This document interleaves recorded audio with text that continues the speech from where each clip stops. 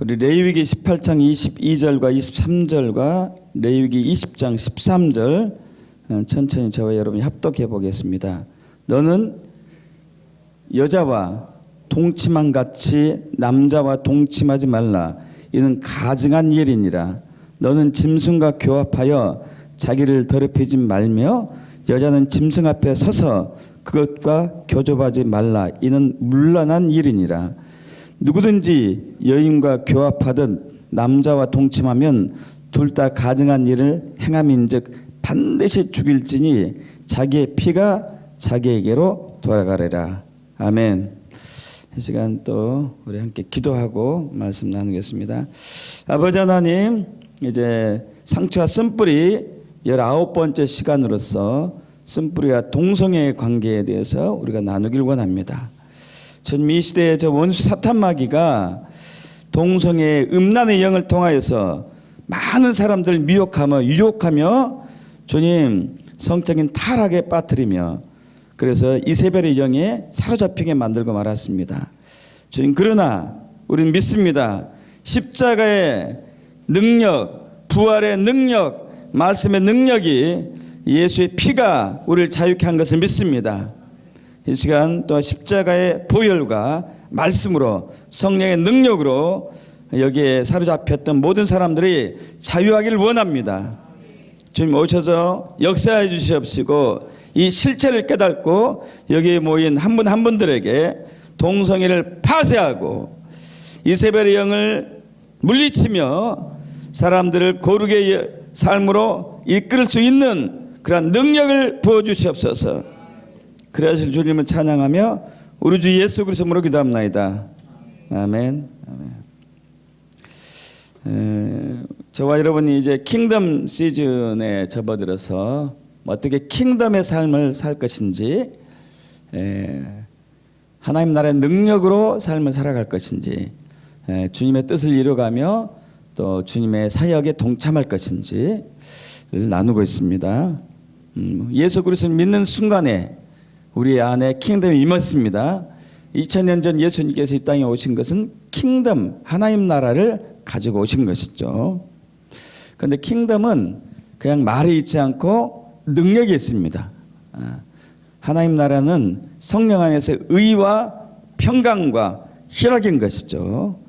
그래서 우리는 이 안에 하나님 나라가 능력으로 의로 평강과 희락으로 임했기 때문에 이것을 드러내임을 통하여서 사람들이 이걸 보고 하나님 나라가 있다, 천국이 있다, 또 이 주인 대신 예수님이 있다, 이것을 알고 그들이 그 울타리 안에 들어올 수 있도록 또 주님께서 역사하시는 거죠. 그런데 우리가 그 능력을 강력하게 드러내지 못한 이유 중에 하나는 우리 안에 있는 하나님 나라를 추구하지 않고 여전히 눈에 보이는 세상 나라를 추구했기 때문에 그것이 우리 안에 능력으로 임해 있지 않았던 것이고요. 그래서 주님께서는 우리 안에서 오직 하나님 나라만 있어야 되고 예수와만 있어야 되는데 우리가 세상 나라를 구하고 우리가 주인 되었던 것을 주님은 이제 물리치고자 대한민국과 한국교회를 흔들고 계시는 것이죠. 이 흔들림을 통하여서 사람들이 이제 깨어나서 주님께 돌아오고 있습니다. 겸비한 마음으로 회개하고 기도하고 주님의 얼굴을 구하고 모든 악에서 떠남을 통하여서 다시 주님께서 하늘의 문을 여시고 우리를 긍휼히 보시고 이 땅을 고쳐주시는, 이 땅에 임하는 그 킹덤으로 오고 있는 것이죠. 근데 그러기 위해서는 우리가 하나님과의 그 제단에서 임재의 제단, 하나님의 임재가 있는 제단이 필요하죠. 강력한 임재가 있는 제단이 필요합니다. 근데 이걸 이제 방해하는 것이 있다는 것이죠. 크게 두 가지인데 하나는 견고한 진, 또 하나는 우리 마음의 상처와 쓴뿌리.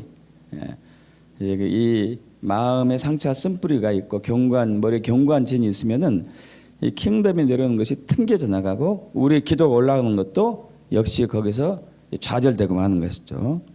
그래서 이것을 어떻게 처리할 것인지, 그리고 상처와 쓴뿌리의 관계가 어떤 것인지를 나누었고, 쓴뿌리가 생기는 원인은 모든 사람들 다 상처를 받지만은 상처로 끝나는 것이 아니고 우리 마음에 있는 악한 본성, 이러한 것들이, 악한 마음들이 상처와 이렇게 결합함으로 통하여서 우리 안에 쓴뿌리가 형성되는 것이죠. 그래서 지금까지 이제 지난 시간까지 18번째 시간을 가졌습니다. 1, 2, 3강은 이제 개요를 대해서 나눴고, 4강은 쓴뿌리의 열매들 차가운 심신, 5강 쓴뿌리 열매 두려움, 6강 거절에서는 쓴뿌리, 7강 쓴뿌리 열매 시기 질투, 그리고 8강 쓴뿌리와 하나님의 질투, 9강 쓴뿌리와 교만, 10번째 쓴뿌리 열매 혼묶음, 불경건한 혼묶음이죠. 11강 쓴뿌리와 만병, 12강 쓴뿌리와 분노, 13강 쓴뿌리의 열매 우울증, 또 14강 쓴뿌리와 탐심, 15강 쓴뿌리와 완벽주의, 또 16강 쓴뿌리와 잠자는 영, 17강 쓴뿌리와 영적 간음, 지난 시간 쓴뿌리와 우상 숭배였습니다. 원래 이 시간에는 이제 그 조상으로부터 내려오는 저주 위협을 좀 나누려고 했었는데요. 자꾸 동성애가 마음이 와가지고 좀 나눴어요. 이제 또 아까 낮에 우리 목회자들 모임 속에서 또 이 부분을 하나님이 또 이렇게 확증해 주시더라고요. 쓴뿌리가 생기면은 우리 마음이 이제 완고해집니다. 완고해지고 딱딱해지면은 영적인 눈이 이제 가려지죠. 우리 마음이 완고해지고 딱딱해지면은 하나님의 임재를 느끼지 못하고 하나님의 은혜가 들어오지 못하기 때문에 우리 내면이 공허해지고 텅 빈 느낌이 들고 외롭게 되죠. 근데 이것을 하나님의 임재로 예수로 채우는 것이 아니고 우리는 본성적으로 우리 눈에 보이는 것으로 채우는 그런 본성이 있다는 얘기예요. 그래서 이제 세상의 것들, 그 부귀, 영화, 그리고 명예, 지위, 재정 이런 것을 자꾸 채우려고 그러죠. 그러면 그럴수록 우리는 마음이 더 공허해지고 더 외로워지는 것임에도 불구하고 우리는 그게 이제 습관화된 것이죠. 그래서 이것이 이제 우상으로 연결되는 것. 그래서 우상의 종류들은 보이지 않는 것들, 영적인 것들, 사탄, 마귀, 귀신, 천사들도 우상이 될 수 있고 심지어 하나님도 우리가 우상화할 수 있어요.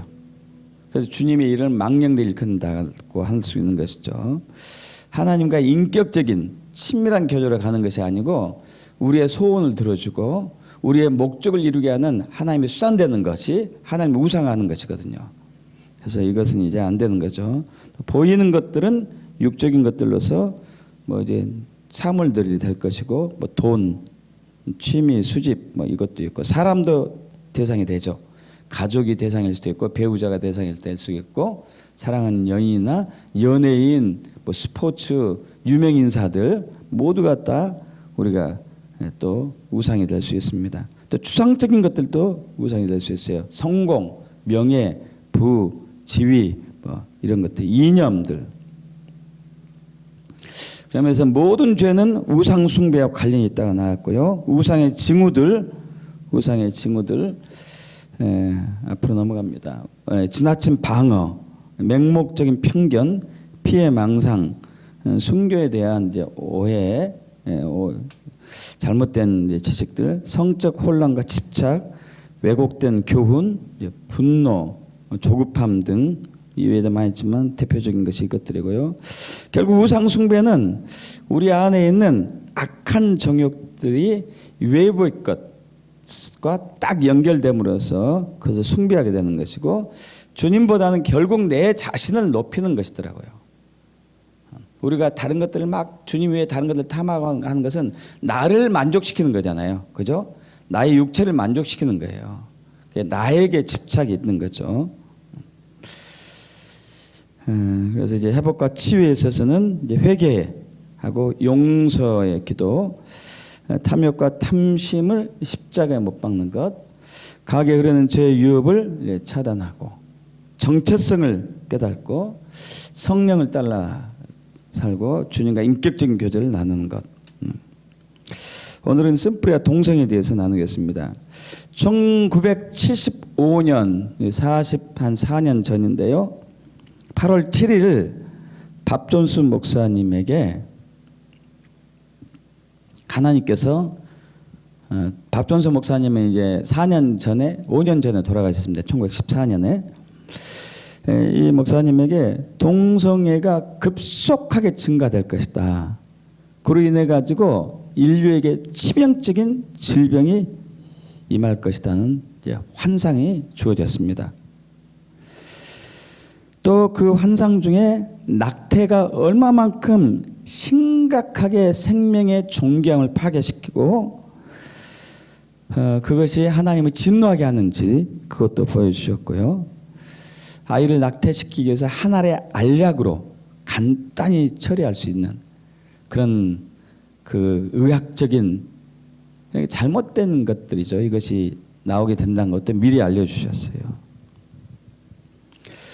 여러분, 이와 같은 계시들은 70년대 중반 당시로서는 사람들이 거의 생각지 않았던 것들이에요.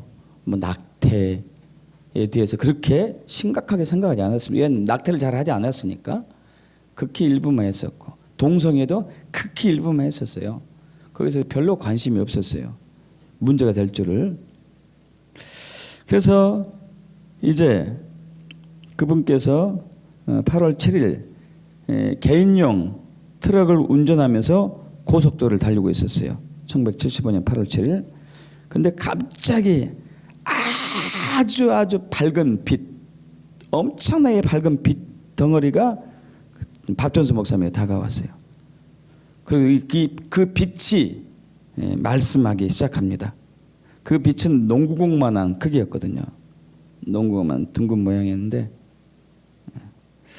그 빛을 통해서 주님께서 이제 말씀하셨습니다. 첫 번째 음성은 두려워하지 말라. 이제 장차 반드시 일어날 일들에 대해서 내가 너에게 보여줄 것인데 그 일들에 대하여 나의 심판이 임할 것이다.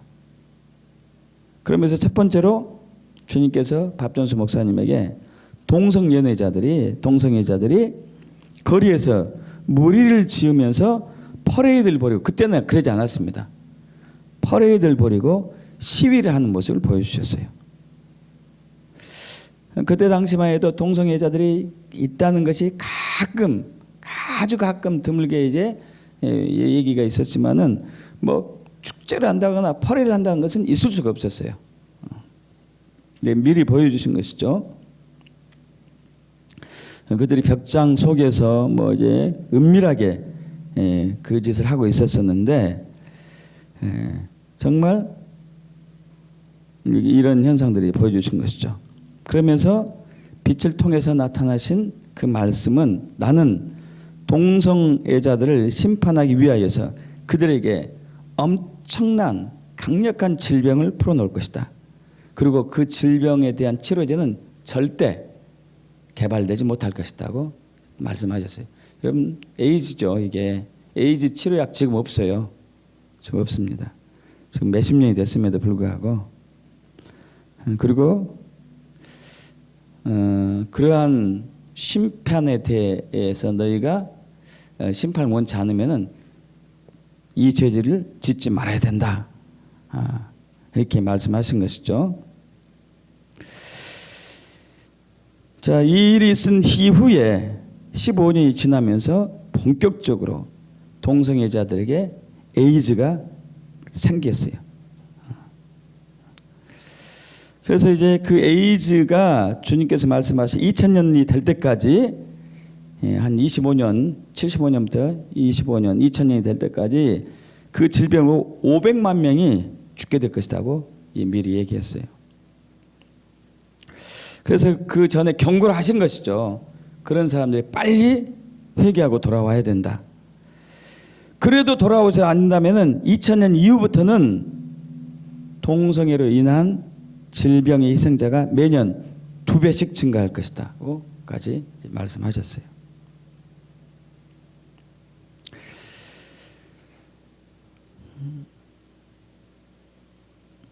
자, 그런데 그러한 영적인 8월 7일 날 1970년 8월 7일 날 이제 영적인 그것을 이제 계시를 받았잖아요. 그래 하루 후에 8월 8일 날 아주 사악한 영이 밥전수 목사님에 나왔어요. 나타났어요. 아주 사악한 영이. 그래서 그 마귀는 밥전수 목사님에게 네가 하나님께서 너에게 보여준 것을 그 관련된 것들을 공개할 경우 나는 너에게 죽음의 영을 풀어놓겠다고 엄청난 협박을 했어요.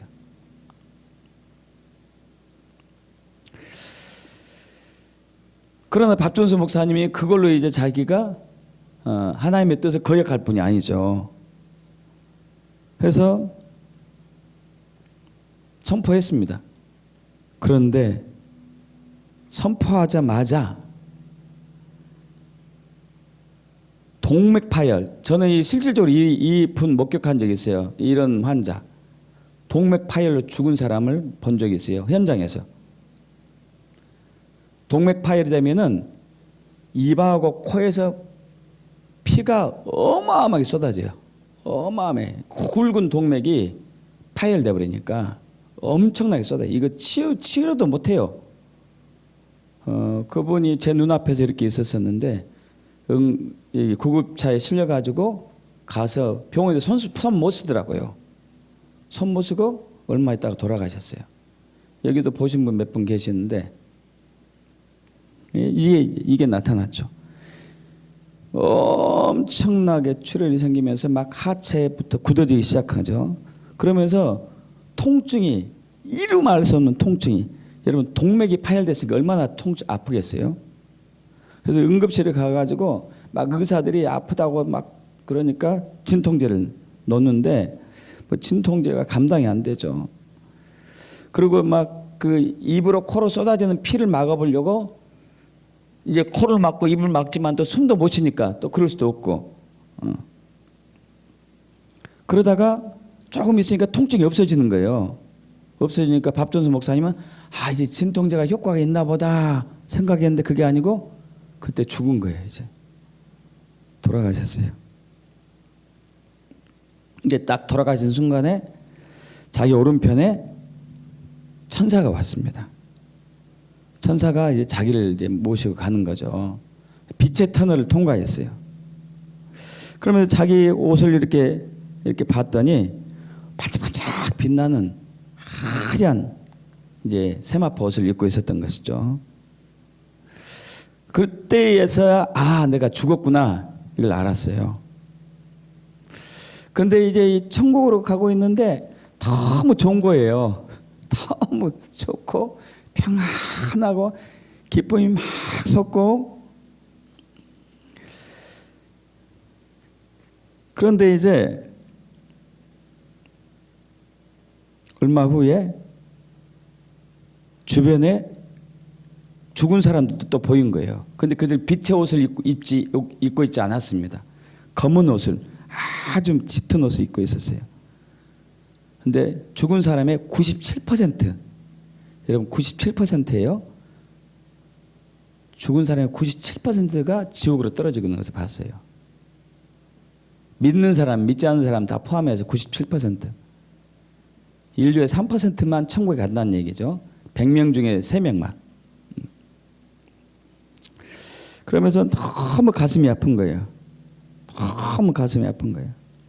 어쨌든 이제 막 이제 하늘로 천국으로 올라가고 있는데 이제 밥전수 목사는 4번째 줄에 있었습니다.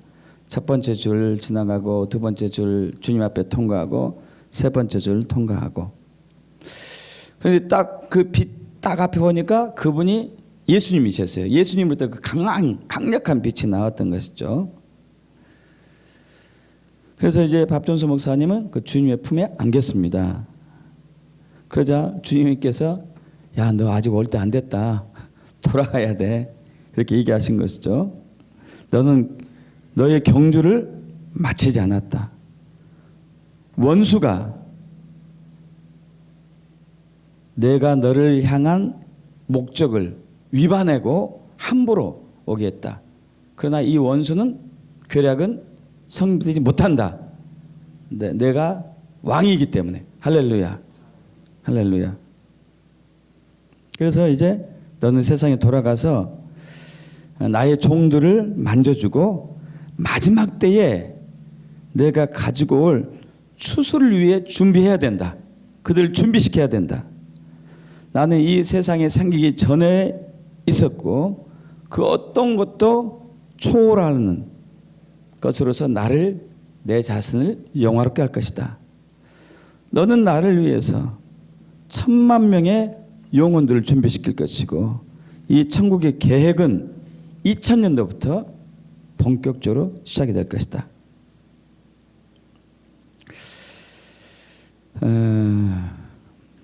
이렇게 이제 또 내용이 많이 있지만은 뭐 시간 관계상 이제 간략하게 마치고요. 지금 이제 이 시즌에 와 있습니다.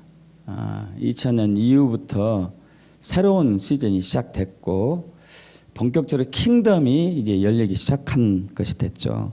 앞으로 이제 10억 명의 젊은 영혼들이 주의 품에 돌아오는 대추수가 오고 있습니다. 빠른 시일 내에 올 거예요. 우리보다 생각보다 빠른 시일 내에. 여러분 이것은 이제 동성애를 비롯한 인류가 낙태, 인류가 범한 죄에 대한 하나님의 심판과 함께 주님의 계획을 밥전수 목사님에게 계시해 주신 것이죠. 그럼 동성애는 지금 전 세계적으로 대한민국뿐만 아니고 전 세계적으로 가장 핫한 뉴스 중에 하나예요. 사실 현 이 시대뿐만 아니고 과거에도 그런 적이 꽤 많았었습니다. 6,000년 역사 속에서 동성애가 가장 그 시대에 굉장한 핫한 뉴스 중에 하나였죠. 그리고 그 끝은 항상 하나님의 강력한 심판이었어요. 동성애에 대한 하나님의 진노는 굉장히 강합니다. 왜냐하면 그것은 창조주의 존재를 부인하는 것이에요. 인류가 자기 스스로 자기 마음대로 성을 결정짓게 한다는 것이죠. 이건 완전히 하나님을 반역하는 것이죠. 하나님의 권위에 대항하는 것이죠. 신본주의를 완전히 부정하고 인본주의로만 살겠다는 인간의 반역인 것이거든요. 진리를 부인하는 것이며 하나님 진리를 거짓으로 만들고 거짓을 진리로 만드는 그런 반역이죠. 그리고 창세기 우리 이제 2장에 나왔다시피 남자가 부모를 떠나 그 아내와 합하여 둘이 한 몸을 이룰지로다 하는 이 가정을 파괴한 것이잖아요. 하나님의 가정이거든요. 하나님의 가정을 파괴한 것이죠. 남자가 부모를 떠나 남자와 살 것이다. 이건 완전히 말씀을 파괴시킨 것이죠. 여자가 부모를 떠나 여자와 살 것이다. 이건 완전히 창조 질서를 깨트린 것이고 말씀을 거역하는 것이죠. 그래서 인류 역사상에서 하나님이 항상 심판으로 임할 때는 동성애가 많이 날 때 심판으로 임했습니다. 대표적으로 소돔과 고모라 그랬잖아요. 소돔과 고모라에 롯의 집에 천사들이 찾아왔는데 그 천사들이 사람인 줄 알고 그 지역 소돔에 있는 사람들이 몰려와서 그 사람들 내놔라. 우리가 그들과 성적인 관계를 맺겠다고 그랬잖아요. 유황불로 심판을 당하고 말았죠. 또 그리고 AD 79년 8월에 로마의 최대 향락 도시 여러분 아실 거예요. 폼페이 도시에 성적인 극한 타락이 있었죠. 극한 타락. 성물란 동성애는 물론 극한 타락에 화산 폭발로 베스비우스 화산이 폭발해 가지고 그 사람들이 그 화산재에 다 죽고 마는. 여러분 그 기사 본 적 있었을 거예요. 그 성관계 자세로 죽는 사람들이 꽤 많이 있었어요. 그 자리에서 그냥 그 화산재가 덮이니까 거기서 이제 숨막혀 죽은 것이죠. 질식사한 거예요. 그대로 그 자세로. 최대 음란 도시였죠. 여러분 로마서에서도 하나님의 1장 18절에 하나님의 진노가 나와요. 하나님의 진노가 불의로 진리를 막는 모든 경건하지 않는 것과 불의에 대하여 하늘부터 나타난다고 그래요. 하나님의 진노가 불의로 진리를 막아요. 거짓으로 진리를 왜곡시키고 진리를 거짓으로 만드는, 강력하게 임하는 것이죠. 그래서 이는 하나님을 알만한 것이 그들 속에 있음에도 불구하고 하나님을 영화롭게도 아니하고 감사하지도 않고 그 생각이 허망하여지며 미련하여 마음이 어두워지는데 썩어지지 아니하는 하나님의 영광을 썩어지는 우상으로 바꿨다는 얘기 아니에요?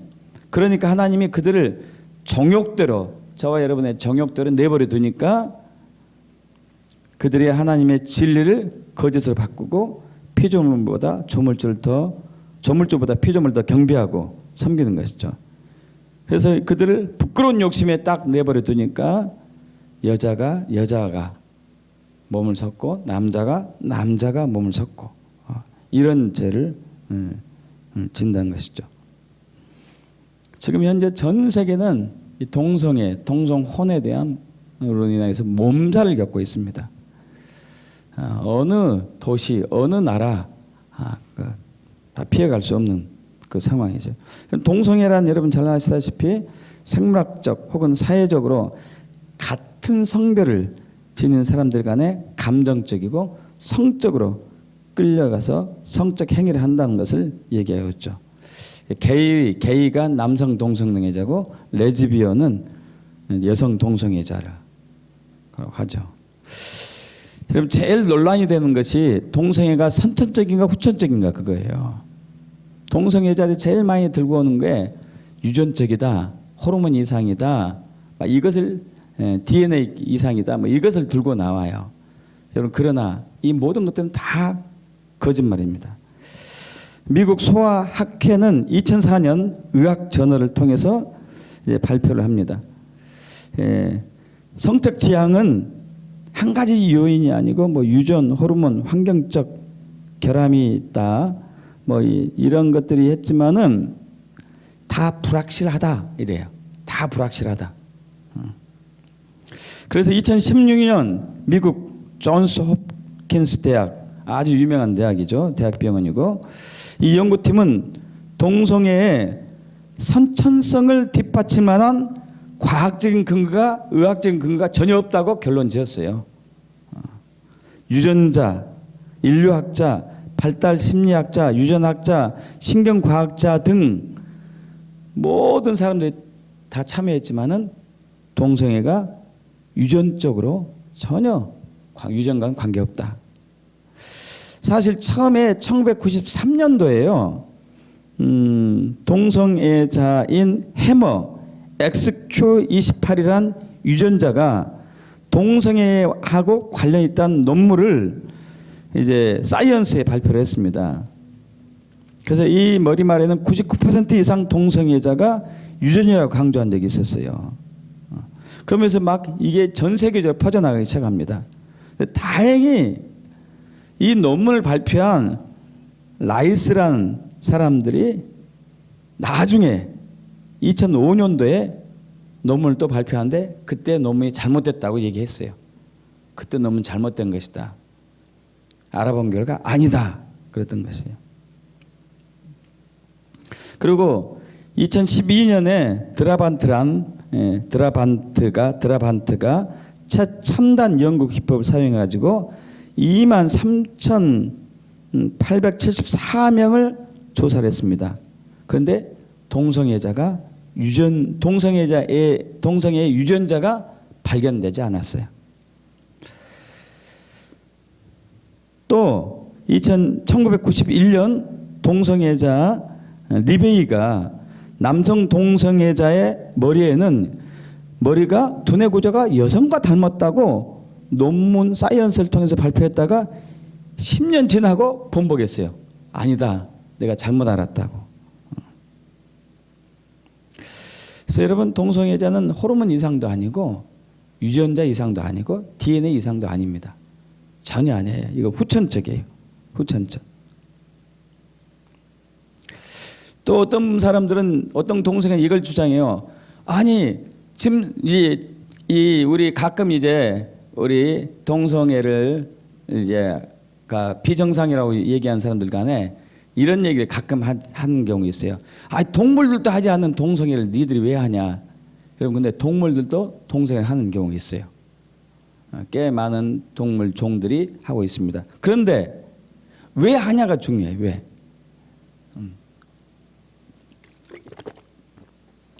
제가 오래전인데 몇 년도인가 기억은 안 나요. 여러분, 어떤 이제 TV 프로그램에서 그 동물 프로그램이 있는데, 동물 프로그램이 있어요. 그것이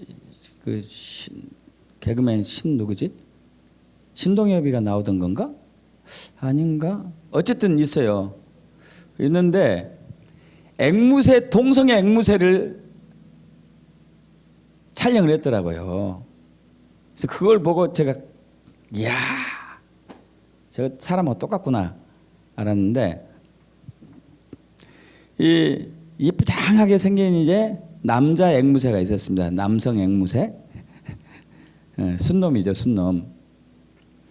근데 이 앵무새가 자기보다 덩치가 굉장히 큰 다른 종의 앵무새예요. 자기가 비슷한 과의 앵무새가 아니고 다른 종의 앵무새예요. 덩치도 크고 색깔도 달라요. 근데 이 앵무새를 죽자사자 따라주는 거예요. 죽자사. 근데 이제 덩치가 큰 앵무새는 계속 그 앵무새를 피해 다니는데 죽자사자 따라다녀요. 죽자사자. 이제 야, 이게 신기한 일이다 하고 이제 TV 촬영을 했는데, 왜 저렇게 찾아다닙니까? 짝짓기 하려고 찾아다닙니까? 했더니 그게 이제 앵무새를 기르는 사람이, 아니 저 덩치 큰 놈 저 놈도 순놈이라니까요. 순놈이 순놈을 쫓아다닌다니까요. 그러면서 성관계를 하려고 한다는 얘기예요. 그래서 이 짐승들도 동성애 하는구나. 이제 그걸 실제로 보게 됐는데, 근데 놀라운 사실이 있었어요.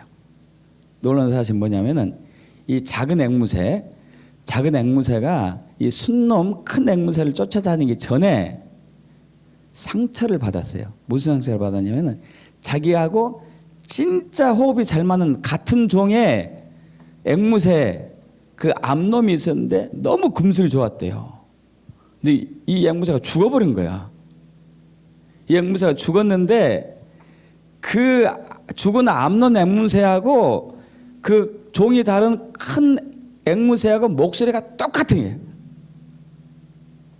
목소리가 똑같아가지고 그 앵무새만 죽자사자 따라다니고, 죽자사자.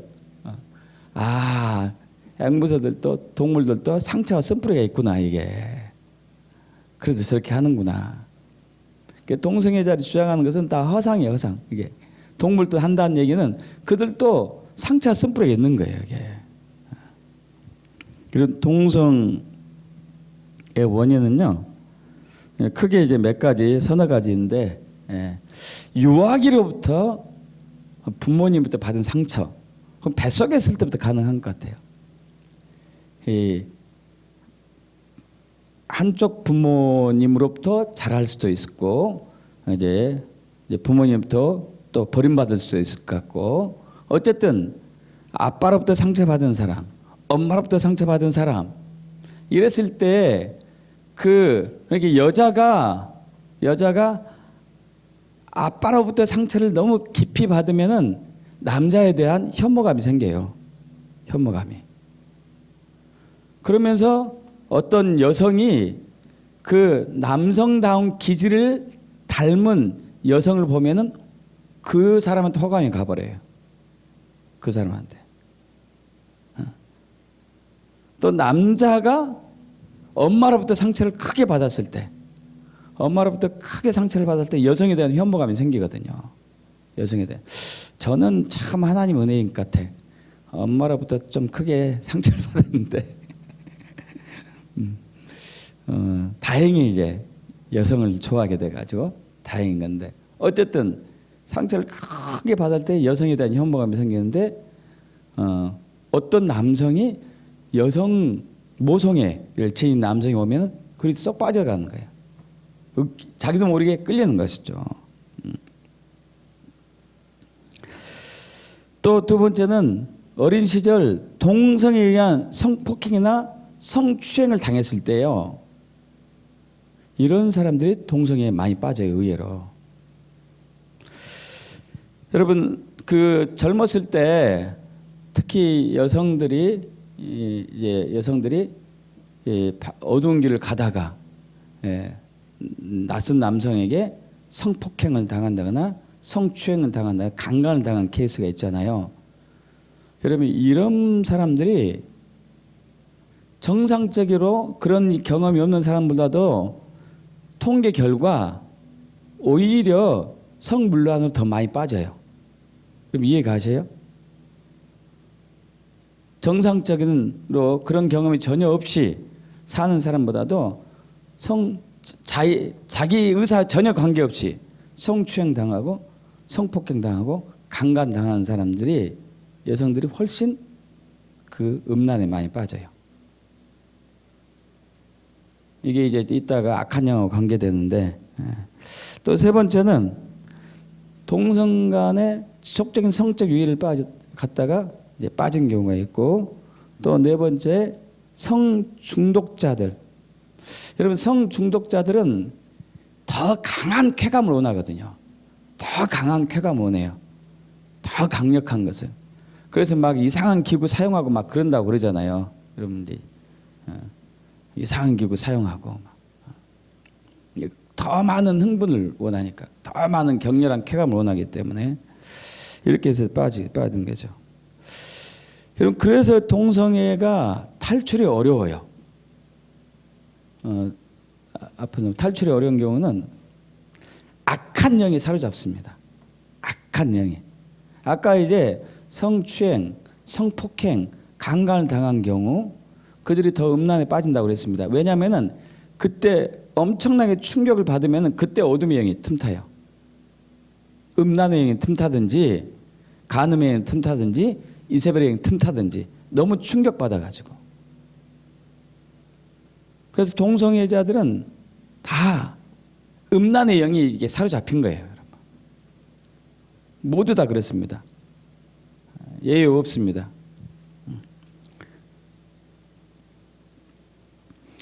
여러분, 제가 가끔 얘기하는 게 앨리스 베일리 얘기했잖아요. 앨리스 베일리 70년 전 그가 이제 10가지 플랜이라는 책을 썼는데, 그것은 이 앨리스 베일리가 이 여자도 기독교 출신인데도 불구하고 참 그래요. 듣기는 선교사 가정, 남편이 선교사였던가, 어쨌든 남편과 굉장히 사이가 안 좋아가지고 이혼했는데, 이 여자에게 새 악한, 그러니까 악령 중에서도 아주 우두머리 악령들 있죠. 새 우두머리 악령. 저는 그것을 이세벨의 영, 정치의 영, 종교의 영이 아닌가 이렇게 이제 거의 확신하는데, 이 새 악령이 찾아와서 그에게 이제 이 사상을 주입시키죠. 최고위급 사탄 숭배자들의 지도자. 이 앨리스 베일리가 역사상 정말 가장 높은 지위에 있는 사람 중에 한 사람이에요. 악령에 쓰임받는. 그래서 그가 받은 것은 이제 기독교 가정을 파괴하고 어쨌든 세상을 타락시키는 거거든요. 그래서 이 10가지 전략을 다시 한번 얘기하면, 첫째는 교육 시스템으로부터 하나님과 기도를 제거하라. 우리나라 같은 경우는 대관고등학교 이렇게 해버렸잖아요. 그죠? 또 미국 같은 경우는 1960년대 존 F 케네디 대통령 때 기도 없애버렸어요. 기도 없앴습니다. 우리나라 같은 경우에 김영삼 대통령 삼각상에 기도하는 거 금지, 산기도 금지시켰잖아요. 그러니까 했죠. 두 번째, 아동들에 대한 부모의 권위를 축소시키는 것. 우리 교인 중에 한 사람이 아주 절실하게 경험했죠. 아이를 혼냈는데 경찰관이 집에 찾아왔죠. 부모의 권위를 완전히 축소시키는 것. 세 번째, 기독교 가정 구조 전통적 기독교 가정 구조를 파괴하라. 네 번째, 성을 프리하게 자유하게 만들어라. 누구하고 관계를 맺든지 이것이 부끄럽지 않다는 문화를 만들라는 얘기죠. 지금 벌써 그렇게 됐잖아요. 낙태를 합법화하고 낙태하기 쉽게 만들어라. 지금 우리나라가 거의 이제 그런 상황에 처했습니다. 다섯 번째, 이혼하기 쉽게 만들고 이혼을 합법화하고 평생 결혼은 굴레다. 여기 사람들을 자유케 해라. 여섯 번째가 그예요. 동성연애를 생활 대체 방식으로 만들어라. 섹스는 인류가 추구해야 할 쾌락의 아주 좋은 도구다. 이런 즐거움은 제해서는 안 된다. 그리고 이것을 즐기는 방법이 제약되어서는 안 된다. 사람들이 원하면은 동성 간에도 짐승과도 교합할 수 있게 해야 된다. 완전히 하나님이 미워하는 것만 하는 것이죠. 아무튼 쌍방간에 합의만 하면은 무조건 해도 괜찮다. 그 일곱 번째, 예술의 품격을 떨어뜨려서 미친 예술 되게 하고, 여덟 번째, 미디어를 활용해서 선전해서 인간의 사고방식을 완전히 바꾸는 것이고, 아홉 번째, 종교 통합 운동을 일으키고, 열 번째, 각국 정부로 하여금 이 아홉 개 모든 사항들을 법제화하고 교회에도 이러한 변화에 맞춰갈 수 있도록 교회도 바꿔라. 여러분 지금 다 지금 이루어지고 있어요. 다 이루어졌고. 그래서 이 동성애가 탈출하기 힘든 경우는 악한 영이 딱 잡혀있기 때문에, 악령이 잡혀있기 때문에. 두 번째는 쾌감 때문이에요. 쾌감. 여러분 학문으로 성관계하는 것은요, 일반적인 정상 성관계보다도 쾌감이 4배가 높아요. 4배 이상이. 그래서 여기에 한번 맞들인 사람은요, 헤어나질 못해요. 거의 마약 중독에 버금가는 수준이에요.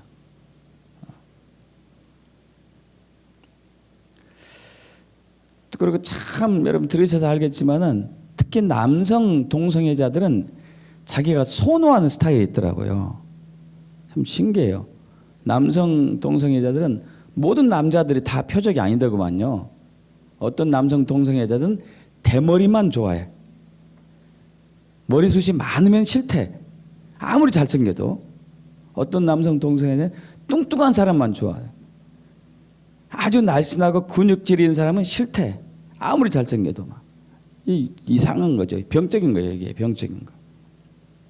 그리고 세 번째는 상처와 쓴뿌리. 이것이 치유되지 않는 한은 힘든 것이죠. 그래서 많은 동성애 옹호자들이나 동성애자들이 우리 병 아니다 병 아니다고 얘기하는데 이미 그들은 병이에요. 병. 자신의 병인데도 병 아니다고 얘기하니까 병자가 나가 병이 없는데 왜 병자라고 하느냐 하면은 치유하기 힘들죠. 이게. 그래서 힘든 거죠. 여러분 여기에 있어서 사실 교회가 적극적으로 나서야 됩니다. 적극적으로 나서고 여러분 우리가 동성애는 죄로 싫어해야 되지만 동성애자는 우리가 사랑으로 품어주면서 회복시키도록 해야 돼요. 얼마 전에 오늘 그 얘기가 나왔었어요. 또 참 이상하게 그 얘기가 나왔어요. 동성애에 대해서. 오늘 또 주제가 이거였는지 몰라도 무슨 얘기냐면은 한 목사님이 꾸준하게 다니는 모임 단체가 있어요. 모임 단체가 있는데 캐나다에서 온 자매래요. 캐나다에서 온 자매. 이 자매는 동성애자는 아닙니다. 근데 이 자매가 모임에서 이 얘기를 했어요. 그때 보통 그 모임은 한 번 모이면 전 세계에서 4,5천 명이 모여요. 4,5천 명이 모이는 큰 단체인데 이 모임에서 자기는 고백했어요. 여자 자매인데 대학생인데요. 남자보다도 여자가 좋대요. 그렇다고 여자하고 성관계는 안 해요. 자기가 이것을 어떻게 할 수가 없대요. 어떻게 할 수가 없대요. 여자가 너무 끌린대. 남자보다도. 그 남자를 사귀게 적도 없고, 물론 여자도 사귀진 않았지만은 사귄다면 여자를 사귀고 싶대요. 그러면서 자기 주변에 대부분의 친구들이 다 동성애를 하고 있대요. 교수도 동성애자, 친구도 동성애자, 선배도 동성애자, 후배도 동성애자. 근데 교회에서 털어놓고 말을 할 수가 없는 거예요, 이제. 왜냐하면 교회에서는 다 정제식으로 가버리니까. 정제식으로 가버리니까 교회에서는 말을 못하고 이것을 어떻게 해결해야 되냐, 이거예요. 어떻게.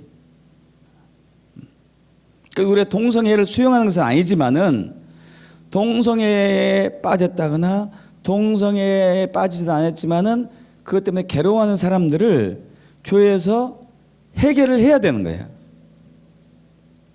그들 치유하고 회복을 해야 되는 거예요.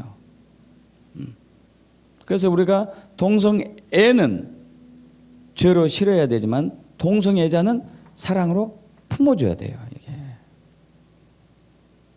그러면서 이 동성애에 대한 잘못된 지식들을 계몽해야 되고 계도해야 되고 많이 교회가 적극적으로 이 일을 해야 됩니다.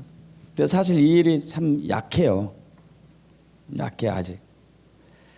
지금 동성애자들은 적극적으로 동성애가 막 에이즈와 관계없다고 까발리고 다니고, 이건 에이즈와 관계가 너무 깊잖아요. 너무 깊음에도 불구하고 그들은 막 관계없다고 이렇게 거짓말하고 다니고, 그리고 막 군에서도 동성애를 허용해야 된다고 헌법성을 내고 있고, 뭐 이렇게 왕성하게 그들이 활동하고 있어요. 퍼레이드까지 하면서, 축제까지 하면서.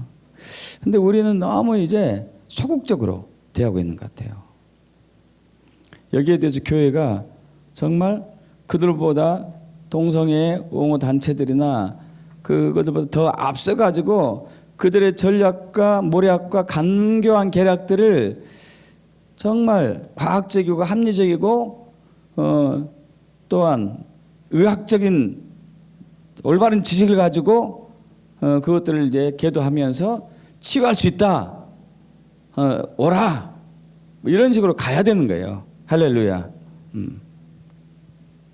그러면서 이제 여러분 기도 엄청나게 해야 돼요.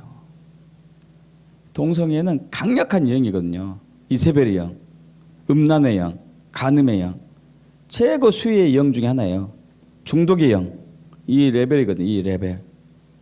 그래서 강력한 기도가 필요합니다. 엄청난 기도가 필요해요.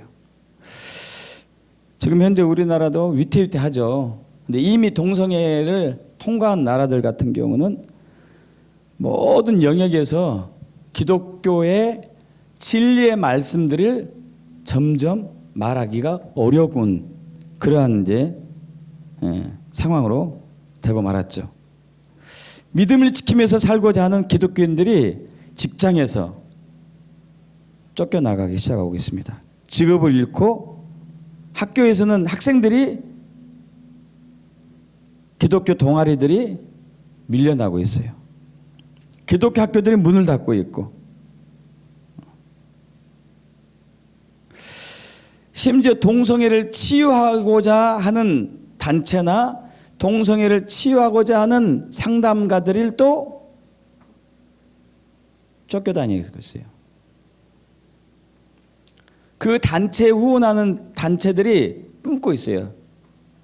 동성애 치유, 동성애 센터, 치유센터 같은 거 후원을 못해요. 후원을 하면은 동성애자들 들고 일어나가지고, 예를 들면 A라는 기업이 동성애 그 치유센터에 후원하고 있으면은 사람들이, 동성애자들이 막 A라는 기업을 험담해요. 험담해서 성차별한다 해가지고 저 A라는 기업의 물품을 사지 말자. 그러면 A라는 기업이 동성애 치유센터에 후원을 못하게 돼요. 저들이 적극적으로 나오고 있거든요, 지금.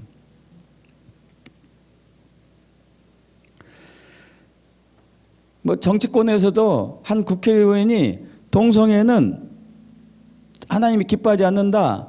진짜 건강한 결혼은 남자와 여자 사이에 이루어져야 된다고 말했다가 정당에서 쫓겨나갔어요. 그 정당에서. 어떤 한 공무원은 동성 커플의 혼인신고를 받지 않았어요. 잘렸습니다. 잘렸어요. 의사들도 동성 커플의 가정에 이제 의사들이 입양에 사인을 해줘야 돼요. 입양할 때 사인해줘야 되거든요. 동성애자들도 입양을 또 받아요. 그런데 의사가 정말 기독교 신실한 믿음을 가진 의사가 동성애자들에게 자녀가 가는 것을 거부하면은 이것도 징계 대상이에요. 징계 대상.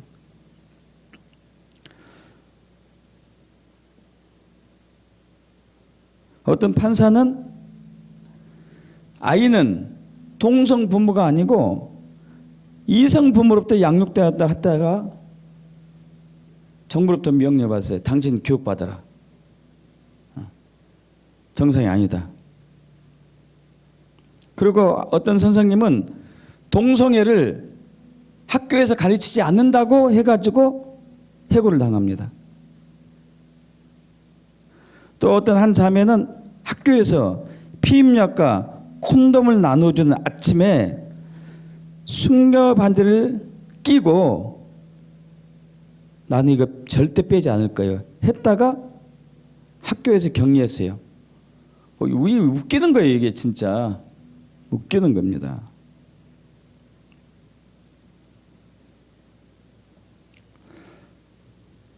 어떤 한 선생님은 동성 결혼을 한 선생님으로부터 동성 결혼에 대한 질문을 받았습니다. 그래서 이 선생님은 하나님께서는 동성 결혼을 기뻐하지 않을 것 같습니다 했다고 직권남용으로 직장을 잃었어요. 여러분, 그리고 어떤 한 위탁 가정 이제 아이를 이제 완전히 자기 자녀로 기르지는 않지만은 위탁해서 잠깐 기르는 가정 있잖아요. 위탁 가정은 아이들에게 동성애를 가르쳐 주지 않는다 해가지고 차별금지법을 어겼다 해가지고 경고를 받았어요. 페이스북에서 기독교 성향을 나타낸 교사는 그 게시물을 삭제하지 않으면 해고를 당하게 됩니다. 어떤 한 간호사는 환자를 위해서 기도했다는 이유로 정직을 당했어요. 어떤 국가에서는 차 안에 십자가 다는 것도 금지시켜요. 십자가 다는 것조차도. 그럼 지금 이렇게 시대가 바뀌고 있습니다. 그래서 우리가 강력하게 부르짖으면서 기도해야 돼요. 정말 기도해야 될 때입니다. 요엘서 2장 12절에서 14절까지 합독해 볼까요? 요엘서 2장 12절부터 14절. 여러분 성경 말씀 찾아보시죠.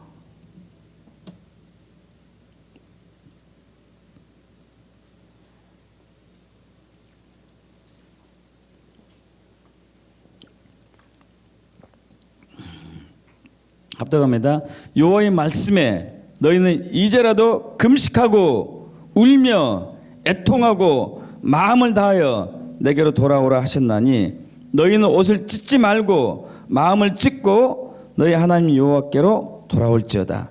그는 은혜로우시며 자비로우시며 노하기를 더디하시며 인애가 크시사 뜻을 돌이켜 재앙을 내리지 아니하시나니 주께서 혹시 마음과 뜻을 돌이키시고 그 뒤에 복을 내리사 할렐루야. 여러분 정말 이제 울며 금식하며 애통하며 기도할 때가 지금이에요. 정말 해야 됩니다. 하나님의 진노가 너무 커요. 지금 너무 커요. 정말 기도해야 될 때예요. 기도하면 하나님께서 역사를 바꿔주셔요. 저와 우리 교회가 이걸 진짜로 경험한 적이 있습니다. 2014년 12월 2일 그때가 이제 세계 인권 헌장의 날인데 서울 시민 인권 헌장을 박원순 서울시장이 계획을 했었어요. 그래서 이 박원순 서울시장이 시민차별금지법을 통과시키고자 시민위원회를 신청을 받았습니다. 150명을 신청받았는데 그때 1570명이 지원했는데, 그래서 이 중에 연령대별로 성별로 해가지고 150명을 선별했고, 그리고 30명은 전문가를 초빙했어요. 각 분야의 전문가. 총 180명입니다. 그래서 서울시민 인권헌장 제정 시민위원회를 만들었습니다. 180명. 여러분, 이때만 해도 그 대부분의 시민들이요, 180명 위원들이 동성애에 대해서 부정적이었어요. 대부분들. 그래서 2014년 8월 13일 시민회의 1차 회의가 열려요. 전체 토론하고 난 이후에 분과별 심화 토론을 반복하고 하면서 이제 그 차별 금지하는 조항들이 굉장히 많이 있었거든요. 그래서 이제 점점 하부 수준이 점점 갔는데 예정에도 없었던 인권 교육이 몇 차례 이루어졌어요. 여기서 인권 교육에 대해서. 그러면서 시민위원들이 최종안을 만들어 가는데 문제는 인권 교육을 받기 시작하면서 시민들의 의식이 바뀌었어요. 사람 중심의 인권주의하고 하나님의 말씀과 이제 대치되기 시작한 것이죠. 이 시민위원회 회의가 무려 6번이나 열렸습니다. 원래는 5번이었지만은 추가로 한 번 더 할 정도로 그 논의가 뜨거웠거든요. 100수십 명이 넘는 인원이 한 자리에서 토론한다는 것은 쉬운 일도 아니죠. 어쨌든 4개월 동안 시민위원회를 포함해서 30번을 했습니다. 6번 시민회에 포함해가지고 크고 작은 회의를 했는데 그 다음날 아침에 박원순 서울시장이 통과 안 됐다고 발표했어요. 기적이 일어났어요. 기적이. 놀랍죠? 왜 기적이 일어났냐면은 그때 마지막 6차 회의에 참여한 사람은 100 몇십 명이 넘었어요. 훨씬 100 몇십 명이 참여했었습니다. 처음에 참여했는데 최후로 남은 사람이 60명 찬성하고 반대 17명, 77명 남았어요. 77명. 그러니까 그러니까 출석한 사람들이 180명은 아니었을 거고 아마 170명, 60, 70명 됐었어요. 160, 70명 됐었나 봐요. 160, 70명 됐는데 남은 사람이 과반이 안 됐던 거야. 이게 가죠, 여러분? 처음에 출석한 사람들이 예를 들면 100명이 출석했는데 남은 사람이 45명만 남았단 얘기예요. 여러분, 남은 사람이 전체 다 찬성한다라도 이 법은 통과가 안 되거든요. 그래서 통과가 안 된 거예요. 박원순 서울시장 욕 엄청나게 먹었죠. 통과 분명히 됐는데 왜 통과 안 됐다고 얘기하냐고. 그럼 이건 하나님이 하신 거예요. 할렐루야. 우리가 결사적으로 기도하면 되더라니까요. 결사적으로 기도하면 돼요. 할렐루야. 정말 그때 감격스러웠어요. 그 현장에 있었거든. 저희가 기도하면서 막 비는 오지, 막 찬송하고 기도하고 찬송하고 4시간이나 5시간 있었거든요. 또 이제 2016년 7월 28일 이때도 군 동성애에 대한 헌법재판이 결정된 것이거든요. 이 군에 근무했던 A씨라는 사람이 몇 년 전에 2012년에 헌법소원을 냅니다.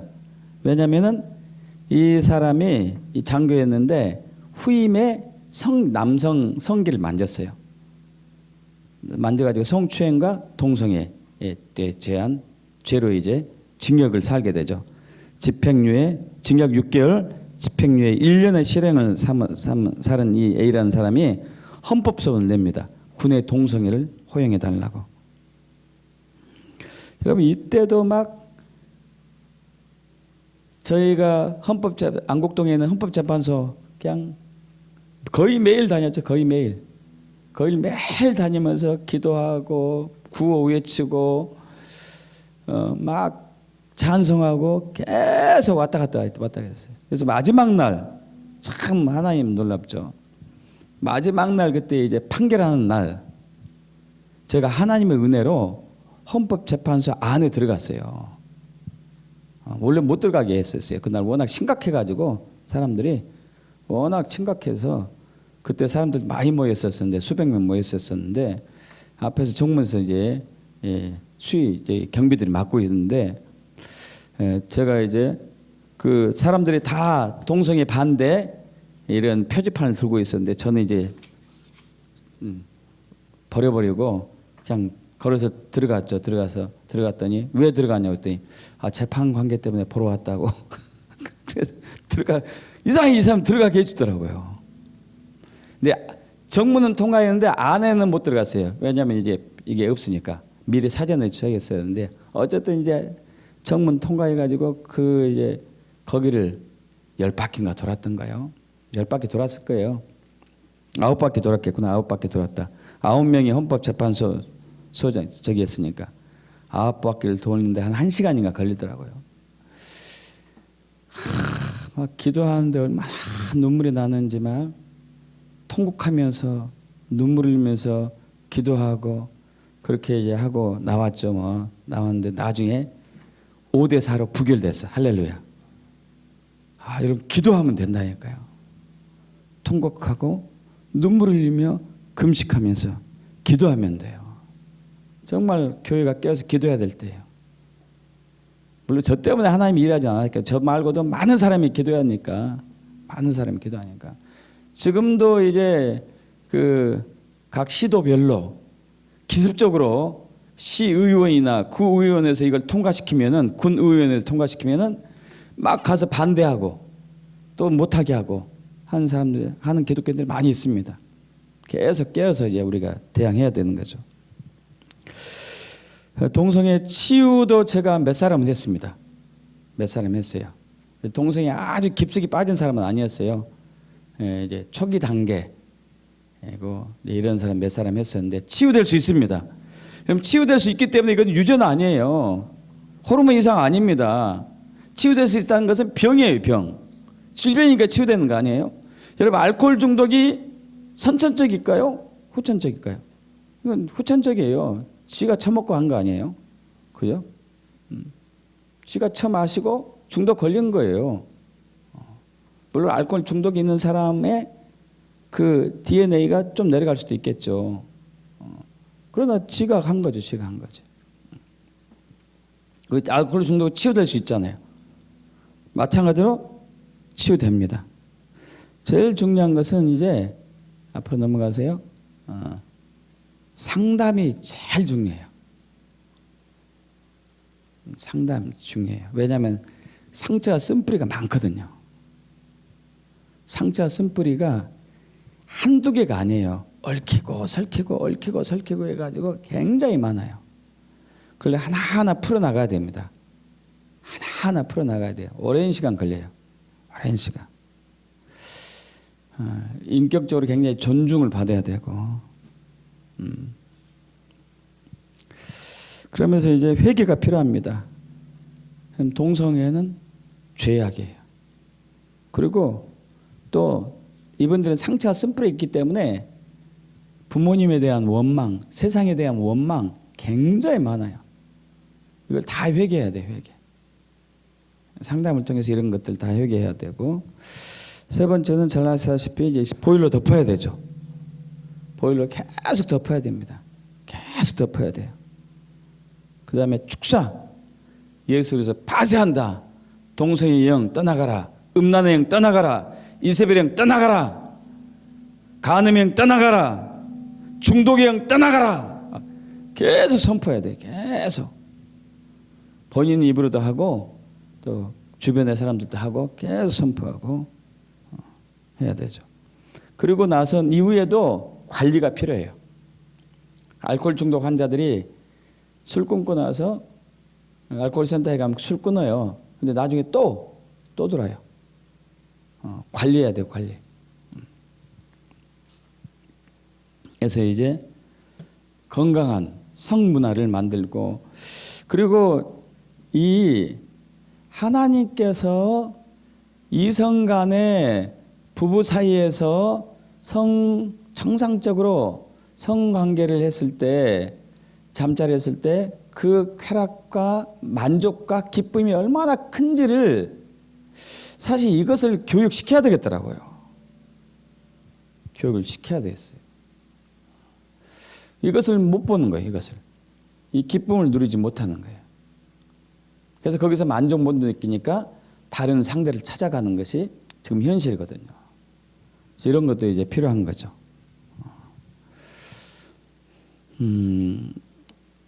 여러분, 지금 이제 가장 인류는 아마 이제 가장 위험한 시기를 지내고 있습니다.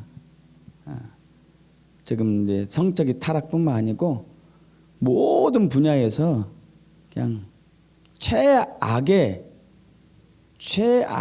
그 거짓, 최악의 나쁜 상황에 처해 있습니다. 그래서 통과하시려면은 저도 마찬가지, 여러분도 마찬가지고 정말 깨어서 기도하고 금식하고 부르짖어야 할 때입니다. 그래서 정신 바짝 차려서 이 시즌을 통과하기를 축복합니다. 아멘. 아멘.